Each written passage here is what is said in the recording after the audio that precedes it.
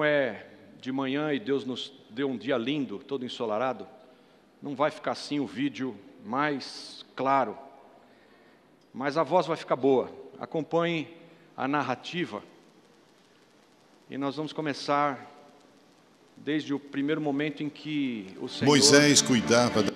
Falei que o vídeo era bom, que Deus está querendo falar conosco, está com pressa, aleluia. Se ele não, o Vlad pelo menos está com pressa, glória a Deus. E eu não sei se você consegue se ajeitar na cadeira aí para ficar com uma visão um pouquinho melhor do vídeo. A gente vai apagar as luzes aqui, alguém em nome de Jesus, desligue o sol. Vamos lá, vamos acompanhar o primeiro vídeo, são 3 animações, aí vai a primeira. Moisés cuidava das ovelhas e das cabras de Jetro, seu sogro, o sacerdote de Midian. Um dia Moisés levou o rebanho para o outro lado do deserto e foi até o Monte Sinai, o monte sagrado. Ali, o anjo do Senhor apareceu a ele numa chama de fogo no meio de um espinheiro.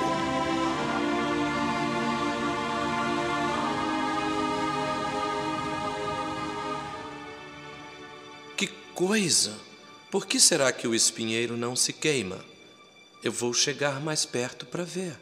Quando o Senhor Deus viu que Moisés estava chegando mais perto para ver melhor, ele o chamou do meio do espinheiro e disse: Moisés, Moisés. Estou aqui. Não se aproxime. Tire as suas sandálias, pois o lugar onde você está é um lugar sagrado. Eu sou o Deus dos seus antepassados, o Deus de Abraão, o Deus de Isaque e o Deus de Jacó. Aí Moisés cobriu o rosto, porque ficou com medo de olhar para Deus.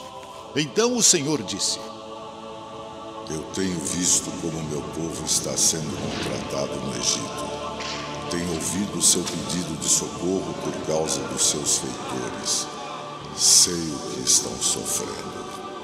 Por isso, desci para libertá-los do poder dos egípcios e para levá-los do Egito para uma terra grande e boa. É uma terra boa e rica, onde moram os cananeus, os heteus, os amorreus, os perizeus, os heveus e os jebuseus. De fato, tenho ouvido o pedido de socorro do meu povo e tenho visto como os egípcios os maltratam. Agora, venha. E eu o enviarei ao rei do Egito para que você tire de lá o meu povo, os israelitas. Quem sou eu para ir falar com o rei do Egito? Como eu vou tirar daquela terra o povo de Israel? Eu estarei com você. Quando você tirar do Egito o meu povo, vocês vão me adorar neste monte. E isso será uma prova de que eu o enviei. Quando eu for falar com os israelitas e lhes disser: o Deus dos seus antepassados me enviou a vocês, eles não vão acreditar em mim. Eles vão me perguntar: de que Deus você está falando? Qual é o nome dele? Aí, o que é que eu digo? Eu sou quem sou. Você dirá o seguinte: eu sou me enviou a vocês. O Senhor, o Deus dos seus antepassados, o Deus de Abraão, o Deus de Isaque e o Deus de Jacó me enviou a vocês. Este é o seu nome para sempre, e assim ele será lembrado por vocês em todos os tempos. Vá, reúna os líderes do povo de Israel e diga que eu, o Senhor, o Deus dos seus antepassados, o Deus de Abraão, o Deus de Isaque e o Deus de Jacó, apareci a você e ordenei que lhes dissessem: tenho visto a sua situação e sei o que os egípcios estão fazendo com vocês. Eu resolvi tirá-los do Egito, onde estão sendo maltratados, e vou levá-los para uma terra boa e rica, a terra dos cananeus, dos heteus, dos amorreus, dos perizeus, dos heveus e dos jebuseus. De fato, é uma terra boa e rica. O meu povo ouvirá o que você vai dizer. Depois, você e os líderes do povo de Israel irão falar com o rei do Egito. Digam a ele: o Senhor, o Deus dos hebreus, apareceu a nós. Agora deixe-nos ir para o deserto, a uma distância de 3 dias de viagem, para oferecer sacrifícios ao Senhor nosso Deus. Eu sei que se o rei do Egito não for obrigado, ele não deixará vocês irem embora. Por isso vou usar o meu poder e fazer coisas terríveis para castigar os egípcios. Depois disso, o rei deixará que vocês saiam. Eu farei com que eles os respeitem. E quando vocês saírem, não irão de mãos vazias. Cada mulher israelita deverá pedir às mulheres egípcias que lhe deem objetos de prata e de ouro e roupas com que vocês vestirão os seus filhos e as suas filhas. E assim vocês tomarão as riquezas dos egípcios.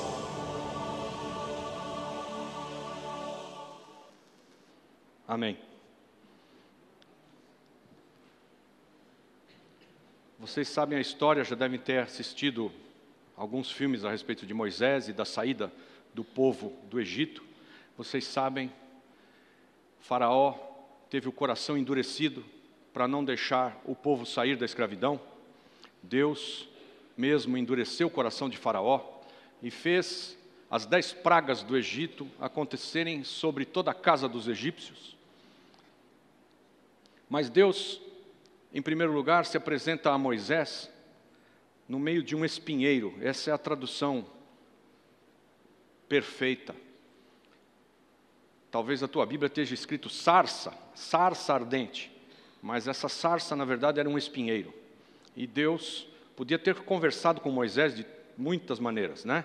Podia ter aberto os céus, como foi no batismo de Jesus, e uma voz do céu falaria com ele. Enfim, ele poderia fazer de muitas formas, mas Deus elege falar com Moisés do meio de um espinheiro, que ardia em chama e não se consumia. E ele faz isso porque o nosso Deus é um Deus que anuncia as coisas do porvir desde a antiguidade, e as coisas do futuro desde o princípio. Amém? Ele anuncia as coisas do porvir desde a antiguidade. E para anunciar as coisas do porvir, Deus elege falar com Moisés do meio de um espinheiro. Por quê? Porque ele vai declarar a Moisés: eu sou, te enviou. Diga ao povo que eu sou quem sou, te enviou. Nós normalmente falamos Jeová ou Yahvé. É um nome impronunciável. Eu sou, Yehová. Yehová é o que ele está falando. É um nome que não deve ser dito em vão. Os israelitas não pronunciam esse nome. Os americanos agora colocam, em vez de my God, eles ou falam my gosh, ou eles colocam um G apóstrofo D, não põe o O, para não escrever ou não pronunciar o nome em vão. Mas Deus não está falando aqui God, Ele está falando o nome dele, eu sou. Por que que Ele fala do meio de um espinheiro? Porque Ele aponta lá para o porvir, lá na frente, quando Jesus é aquele que vai falar do meio do espinheiro, porque o colocaram com espinhos, era um capacete, muito mais do que uma coroa de espinhos, era um capacete enorme, e Jesus está sendo perguntado pelos seus discípulos, e alguém pergunta para ele: és tu maior do que o nosso pai Abraão? E Jesus responde: antes que Abraão fosse, eu sou. Então Deus decidiu falar do meio do espinheiro para dar testemunho de que Deus fala do meio do espinheiro e anuncia as coisas lá do porvir, quando Jesus, do meio dos espinhos, também declara: eu sou, porque Jesus é Deus. Amém? Ele é o Deus vivo. Ele se fez carne, habitou entre nós, mas Ele é Deus. Aleluia. E vocês sabem, Moisés desce ali daquele monte da presença santa de Deus, com essa incumbência. Ele vai até o povo, fala o que Deus havia dito. Ele vai até Faraó, Ramsés, e coloca para Faraó que Deus eu sou, havia dito que ele deixasse o povo ir ao deserto, caminho de 3 dias para adorá-lo, e libertasse todo o povo. E aí o coração de Faraó é endurecido. E vem a primeira praga, a segunda praga, a terceira praga. Pragas que o Discovery Channel quer explicar naturalmente. Já viram isso? Porque, enfim, teve um vulcão que explodiu, e depois teve mais uma praga de mosca que veio com vento não sei de onde, e ali o mar ficou vermelho porque as algas naquela região lá resolveram ficar tudo vermelha, e aí uns jacaré remexeram as algas, ficou a água vermelha. Uma balela enorme. Como é que um mar fica inteiro vermelho, de sangue por dias que ninguém podia beber água? Um mar não, um rio, o grande rio Nilo. E depois vem a praga da escuridão, ficou tudo em trevas, tempão, não saía o sol. Aí que eles dizem que houve uma explosão de um vulcão e cobriu o sol com fuligem. Bobagem, porque a fuligem pode até cobrir, mas o tempo não fica negrume. É como se fosse nublado, fica uma luz passando pelas nuvens ou pela fuligem. Mas o Egito ficou num breu, ninguém enxergava nada. E mesmo assim o coração de Faraó endureceu e não deixou o povo ir até que vem a 10ª praga. E a 10ª praga é o início da Páscoa. Daí vem a Páscoa. A Páscoa tem sido totalmente distorcida no nosso meio, em especial no Ocidente. Já não se sabe mais o que é Páscoa.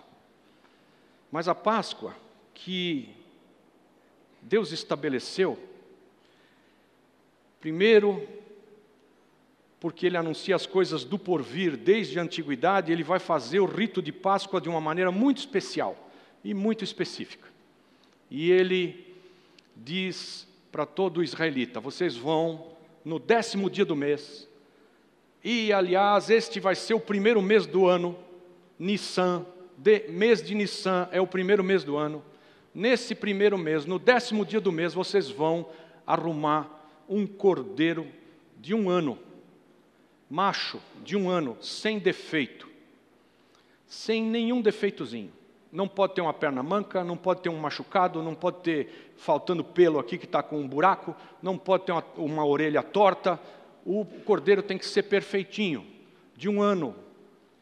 E vocês vão separá-lo, segundo as casas paternas, para que o cordeiro seja morto e para que toda a família, e aí vai ser um cordeiro, vocês fazem aí o cálculo de quanto vocês conseguem comer, porque o cordeiro tem que ser comido inteiro. Então, segundo as casas paternas, cada uma delas tome o cordeiro.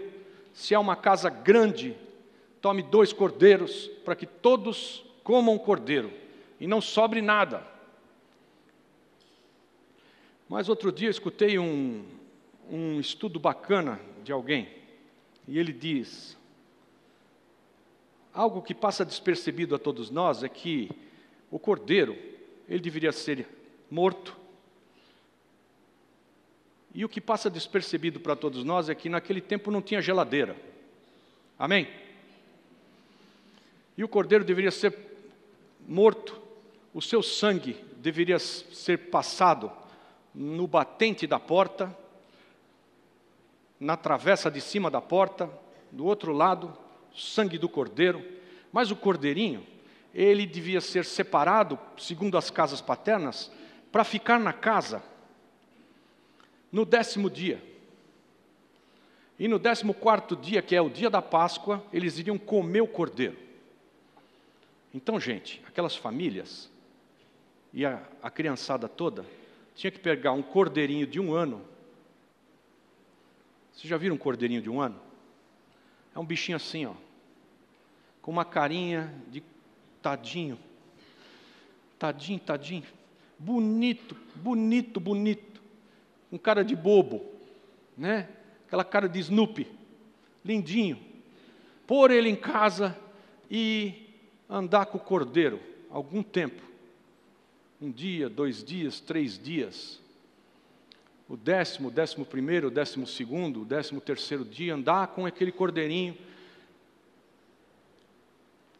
Os israelitas não foram convidados a ir no açougue e comprar um cordeiro limpo. Eles tinham que ir até o lugar onde se vendia o animalzinho, levá-lo para casa, cuidar dele e depois sacrificar o animal, que a criançada já tinha posto um nome naquele cordeirinho, amém? Né? É o Tchube. Será que algum israelita ia pôr o nome no cordeiro de Tchube? Talvez de Halamala, sei lá eu. Mas iam cuidar do cordeirinho, iam se afeiçoar com o cordeirinho, tem que deixar o bichinho sem mácula, nenhuma imperfeição, para depois que está todo mundo ali. Eu não sei se você já passou por essa experiência de pegar um bicho de estimação, matar e comer. Alô?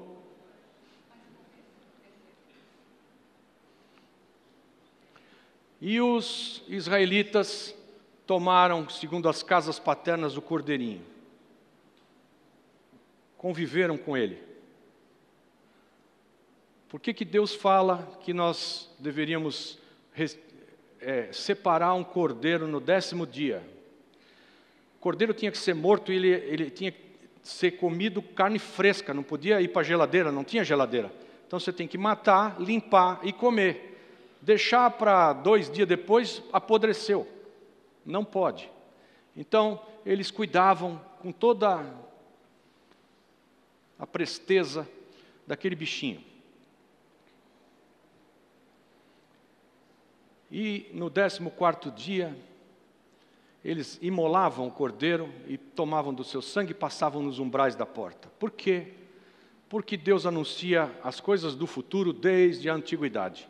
E eles estavam falando, vai vir um cordeiro, e vai ser o cordeiro de Deus.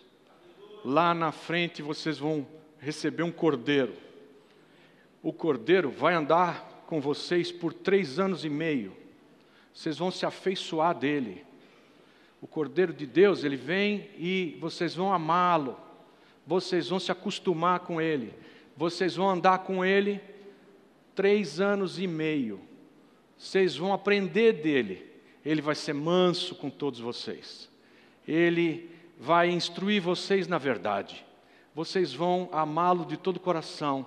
E depois vocês vão matá-lo.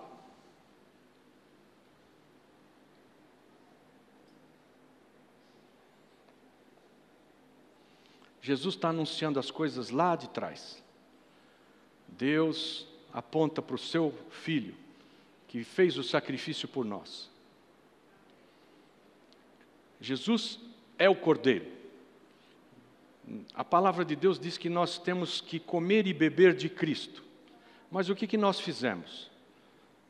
Nós pegamos essa festa mais magnífica, uma história de amor de Deus para com seu povo, de libertação, de intimidade, que Ele apresenta para nós, de todos com o Filho amado, de todos nós com o Cordeiro dele, que Ele ama, que Ele entrega por nós.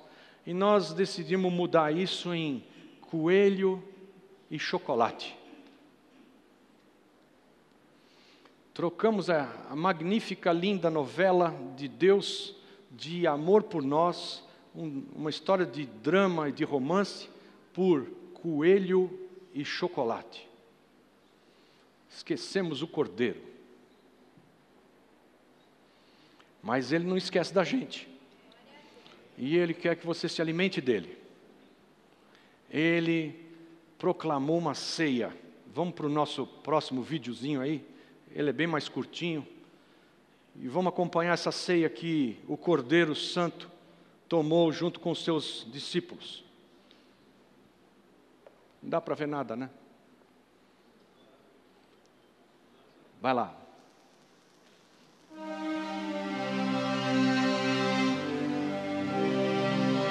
Quando chegou a hora, Jesus sentou-se à mesa com os apóstolos e lhes disse: Eu tenho esperado por esse momento com profundo desejo, ansioso por ceiar essa Páscoa com vocês, antes que o meu sofrimento comece. Pois eu digo a vocês que nunca comerei esta ceia até que eu coma o verdadeiro jantar que haverá no reino de Deus. Então Jesus pegou o cálice de vinho, deu graças a Deus e disse: Peguem isso e repartam entre vocês. Eu nunca mais beberei desse vinho novamente, até que chegue o reino de Deus. Depois, pegou o pão e deu graças a Deus. Em seguida, partiu o pão e o deu aos apóstolos, dizendo: Isto é o meu corpo, entregue por vocês. Façam isso em memória de mim. Depois do jantar, do mesmo modo, deu a eles o cálice de vinho, dizendo: Este é o cálice da nova aliança feito por Deus com seu povo. Aliança que é garantida pelo meu sangue derramado em favor de vocês. Mas agora vejam, sentado conosco à mesa, está aquele que irá me trair. Pois eu, o Filho do Homem, devo morrer da maneira como Deus planejou. Mas ai daquele que está traindo o Filho do Homem. Então os apóstolos começaram a perguntar uns aos outros quem seria o traidor. Tiveram uma forte discussão sobre qual deles deveria ser considerado o mais importante. Então Jesus disse: Nesse mundo, os reis e os governadores têm poder sobre o povo e são chamados de amigos do povo. Mas entre vocês, o mais importante deve ser como o menos importante, e o líder deve ser como um servo. Quem é o mais importante? Quem está sentado à mesa ou quem está servindo? Entre vocês, eu sou como aquele que serve. Vocês têm estado sempre comigo nos meus sofrimentos. Por isso, assim como meu Pai me confiou o governo em seu reino, eu também confio o governo a vocês, e vocês vão comer e beber à minha mesa no meu reino. E sentarão em tronos para julgar as 12 tribos de Israel.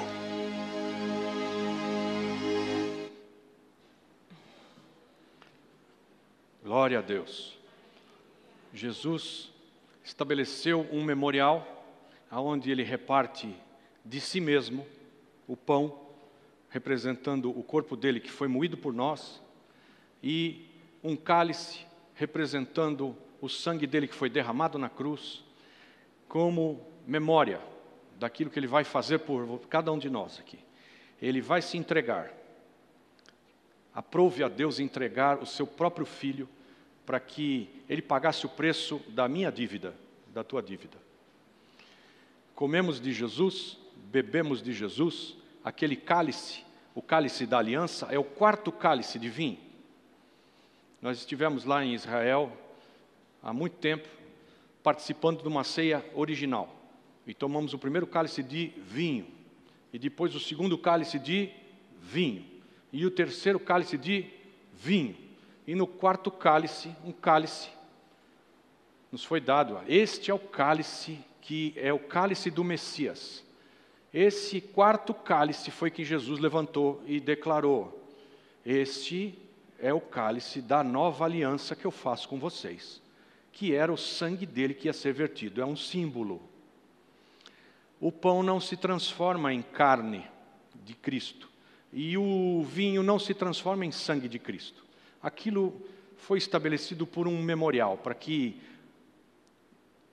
Outro dia eu recebi um WhatsApp de alguém aí dizendo: esse é um Masterchef, né?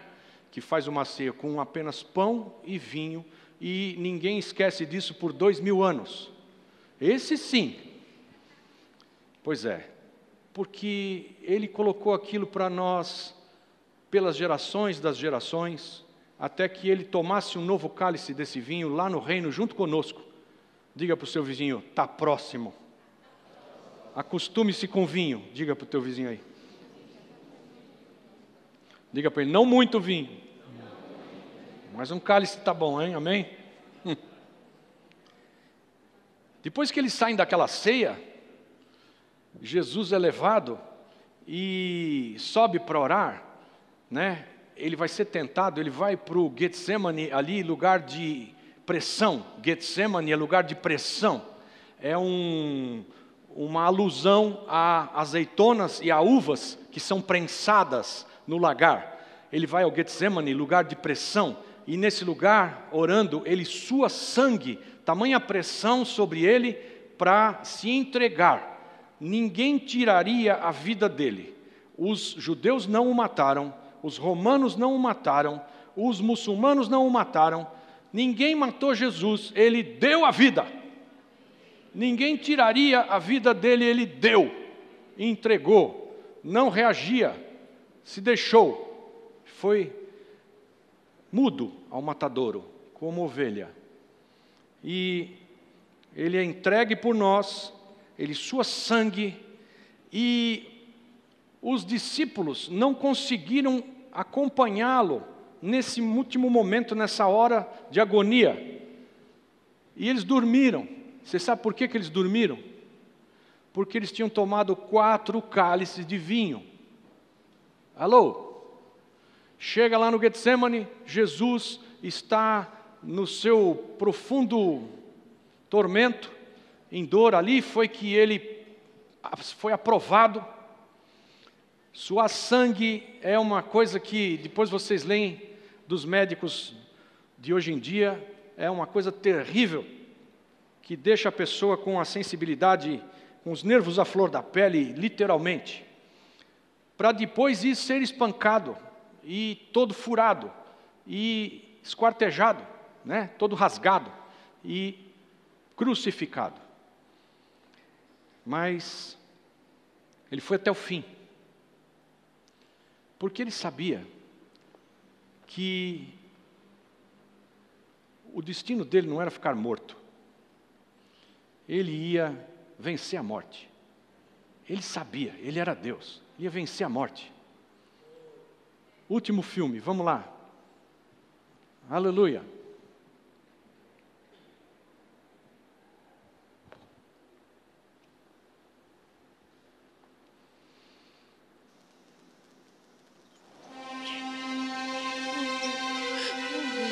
Maria Madalena tinha ficado perto da entrada do túmulo chorando. Enquanto chorava, olhou para dentro e viu 2 anjos vestidos de branco sentados onde tinha sido posto o corpo de Jesus. Um estava na cabeceira e o outro nos pés. Mulher, por que choras? Porque levaram embora o meu Senhor e eu não sei onde o puseram. Depois de dizer isso, ela virou para trás e viu Jesus ali de pé, mas não o reconheceu. Então Jesus perguntou: Por que você está chorando? Quem você está procurando? Ela pensou que ele era o jardineiro. Olha, se o Senhor o tirou daqui, diga onde o colocou e eu irei buscá-lo. Maria. Rabone! Não me segure, pois ainda não subi para o meu Pai. Vá se encontrar com os meus irmãos e diga a eles que eu vou subir para aquele que é o meu Pai e o Pai deles, o meu Deus e o Deus deles.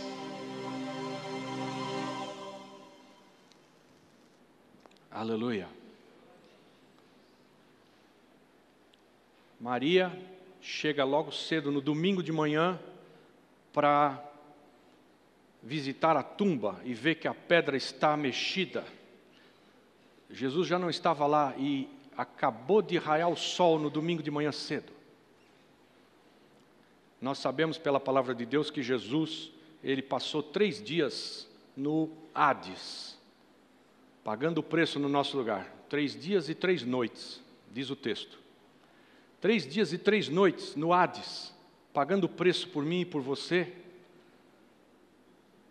E no domingo de manhã ele já ressuscitou. Já havia passado 3 dias e 3 noites. Como é que ele pode ter morrido na sexta-feira? Diga para o seu vizinho, você está comendo bacalhau no dia errado. Diga.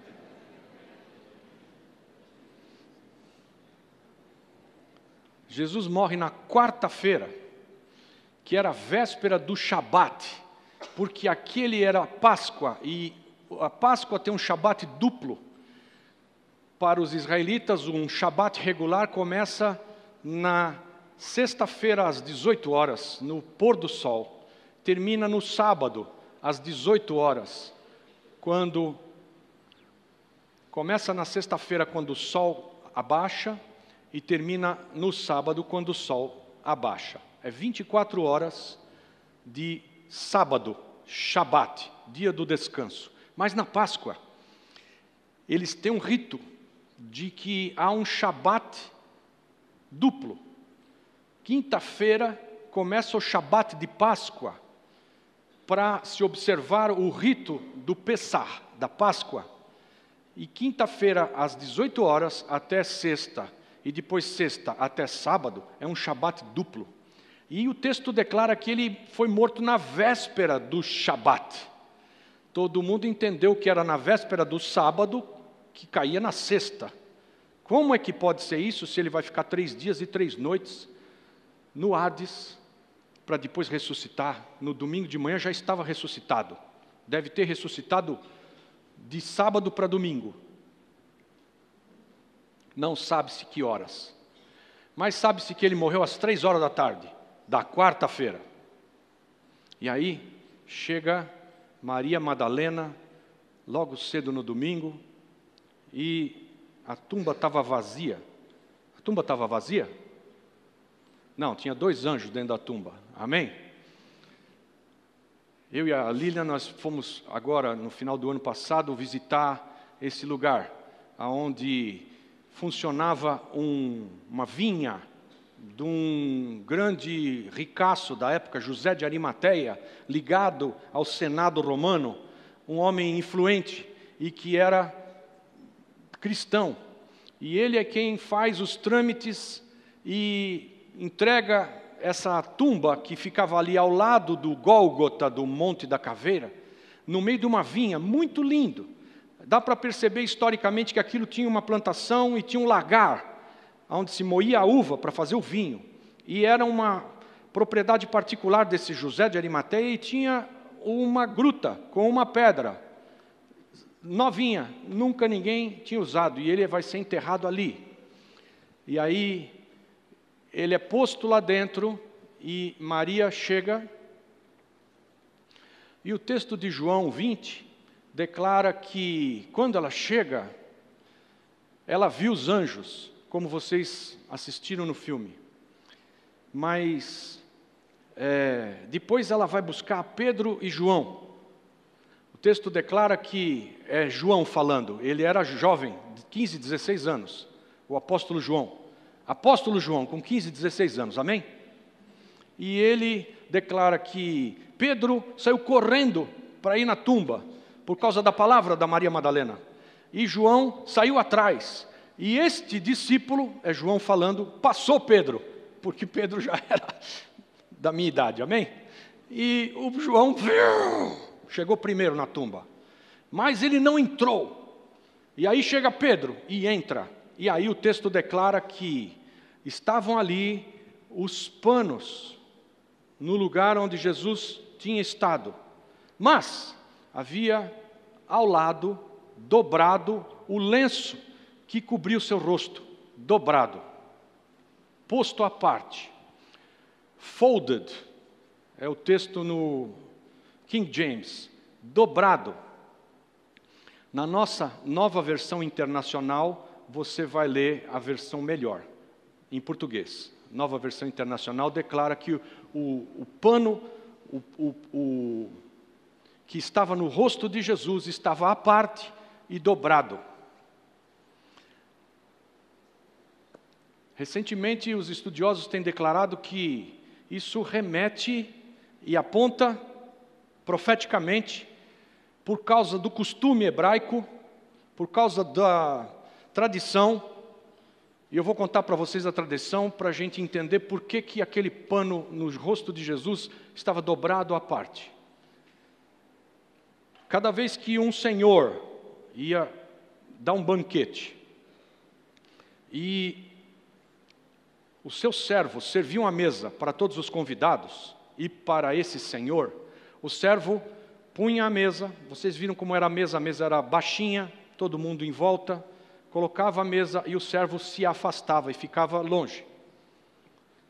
E todos aqueles se banqueteavam e havia um código de conduta entre o senhor e o servo, que era este: se eu pegar meu lenço, meu guardanapo e jogar na mesa, isso significa que I'm done, estou satisfeito, pode tirar a mesa. O servo entrava e, por causa desse código de conduta, percebia que o seu senhor estava satisfeito, ele retirava a mesa. Mas, se o seu senhor pegasse o seu guardanapo e o dobrasse e colocasse do lado do prato, e viesse o servo e olhasse esse guardanapo ali dobrado, isso, no código de conduta, queria dizer: eu ainda vou voltar.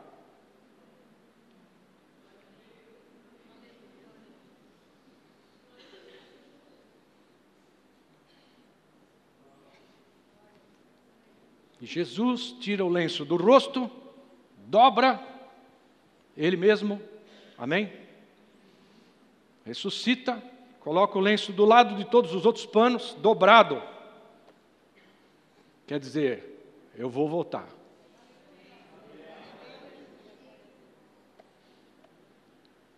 Essa é a nossa expectativa nesses dias aqui.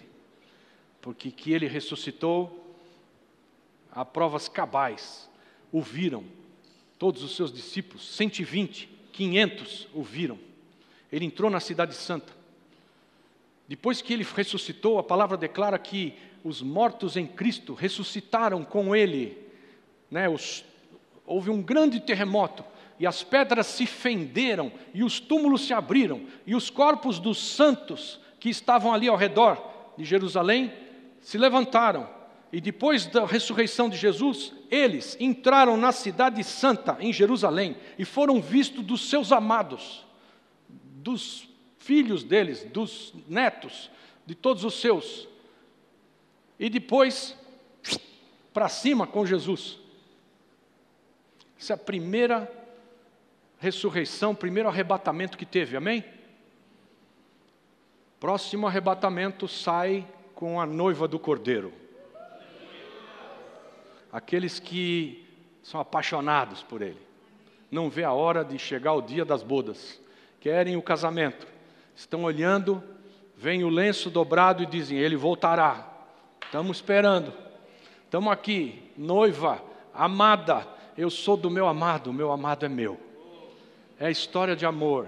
História de um cordeiro que foi imolado, mas que agora ele voltará. E agora ele vem rugindo. Leão da tribo de Judá.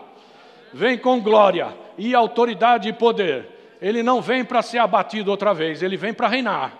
E ele vem como leão. Primeiro nós vamos casar com ele, vamos virar tudo leoa. Aleluia.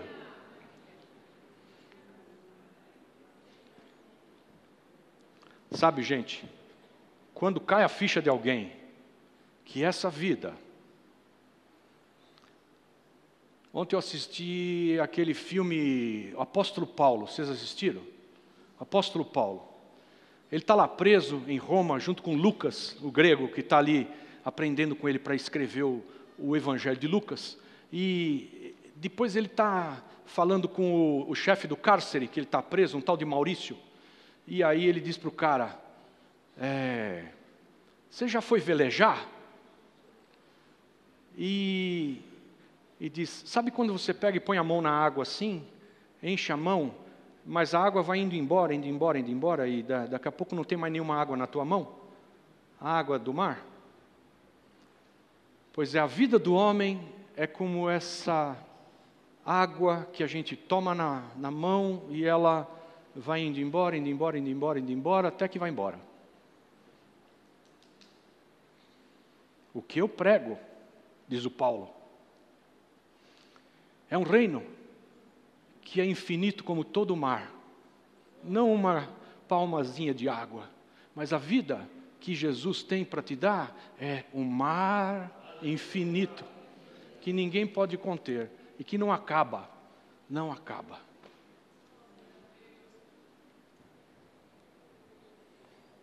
Quando cai a ficha de alguém que a vida que nós temos não é só essa tomada de água assim que em 80, 90, 100 anos acabou, e que aquilo que Jesus nos oferece é vida eterna, é água sem fim, quando cai a ficha de alguém que ele é o caminho, não tem outro. Aqueles primeiros cristãos diziam, ele encontrou o caminho, ele sabe o caminho, ele anda no caminho. Por quê? Porque o caminho era Jesus. Quando iam falar de Jesus, era o caminho. Ele era chamado de o caminho. Ele veio para o caminho. Estava em outro desvio. Talvez tentando um atalho. Mas ele veio para o caminho. Quando alguém percebe que estava desviado, andando torto, indo para o lado errado, talvez junto com toda a multidão, todo mundo faz assim, estava indo confortavelmente, ele percebe, o caminho não é esse, o caminho é outro. Meu Deus, e todo mundo que eu amo está indo para o caminho errado. Quando cai essa ficha, sabe o que acontece, gente? Você vira o chato da família que quer trazer você na igreja de todo jeito. Você vira o chato que não te deixa quieto e sossegado enquanto você não for para o caminho. Por quê? Porque te ama. Porque não quer ninguém perdido. Não quer ninguém desviado em outro caminho, no caminho errado. Porque ele mesmo sabia, já percebeu que estava andando para o lado errado. O lado não é esse, é aquele. E aí não te deixa mais. Por quê? Porque te ama. Porque te ama. Vira um chato, paga o preço de ser feito um chato. Porque te ama. Não interessa se ele vai arrancar meu pelo, não interessa se ele me chama de bobo, não me interessa. Eu tenho que fazer ele chegar no céu junto comigo.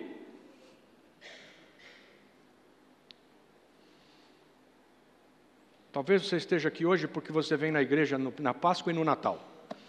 Não sei. Te pegaram pelos colarinhos, você vem comigo. Talvez porque te disseram assim, eu vou ser ungido e hoje nós vamos apresentar, então eu queria te convidar. Por trás disso, meu irmão, tem alguém que te ama e te trouxe aqui talvez na marra, porque ele quer que você encontre o caminho. E quando a gente encontra o caminho, mas não tem mais dúvida. Eu andei em caminhos muito errados. Eu era meio playboyzinho, na minha juventude. Lá, 30 anos atrás, eu era aprontão. Nada de prisão, nem de roubo, nem de nenhum vício, mas mulherengo, assim, playboyzinho. E aprontei um tanto. Uma vez a gente estava tirando um racha de carro, eu tinha um Passat TS rebaixado, e nós chegamos com tudo no Guarujá, e deu um cavalo de pau no meio do Guarujá, e quando eu parei tinha 5 carros da polícia na minha frente. Falei, agora vai. Meti a primeira e sumi na frente deles. E eles não conseguiram me pegar, por isso que eu estou aqui, aleluia.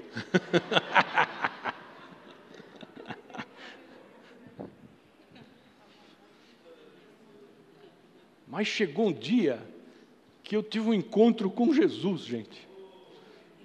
Tremendo. Falei, gente, como é que pode? Eu estava errado. Eu estava enganado? Eu estava. E aí, comecei um trilhar de um caminho novo, e eu fui atrás de gente que eu tinha machucado, e gente que eu tinha participado na vida deles de uma maneira errada, levando eles para um caminho das trevas. Outro reino, outro caminho. Fui lá para pedir perdão para um monte de gente e para ministrar a verdade que eu tinha encontrado. Então hoje, nós vamos ter ceia. Essa ceia que o Senhor Jesus tomou com os seus discípulos e é para os da família dele. Senta-se à mesa com Jesus, aqueles que são da sua família. E se você foi convidado para estar aqui, o nosso convite maior é para que você participe da ceia. Coma do pão e beba do cálice. E sirva de todo o teu entendimento ao Rei dos Reis, ao Senhor Jesus, por todos os dias da tua vida. Nossa oração é para que você se converta de todo o coração, que você seja batizado, que você ande no caminho, e que você não só isso, mas anuncie o caminho a todos os que você talvez tenha trilhado caminhos escusos, diferentes com outras pessoas, caminhos errados. Nossa oração é para você ter um encontro com Deus maravilhoso. Quem participou do encontro aí? Levanta a mão. Está vendo essa gente aqui, ó? Sexta-noite, eles passaram por um profundo arrependimento. Depois eles foram curados. E depois eles foram libertos. Aleluia!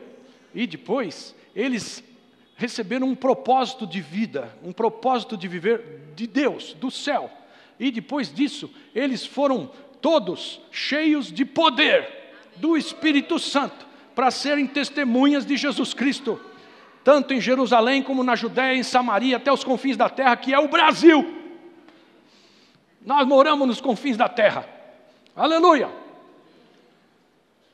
Se arrependeram, foram curados, foram libertos, foram cheios de propósito de vida e foram empoderados pelo Espírito Santo. Queria muito que no próximo encontro você estivesse lá. Mas eu quero que você tenha um encontro com Deus hoje. Não precisa esperar o próximo. E se essas palavras que eu tenho dito a você fazem sentido no teu coração, nós queremos ceiar contigo como se fosse nosso amado, nossa família e da família de Deus. Minha família está toda aqui. Esses são a minha família. Quando dizem para Jesus, tua mãe e teus irmãos estão aí fora, Jesus responde o quê? Quem é a minha mãe? Quem são os meus irmãos? Por acaso não são estes que ouvem a verdade e a praticam?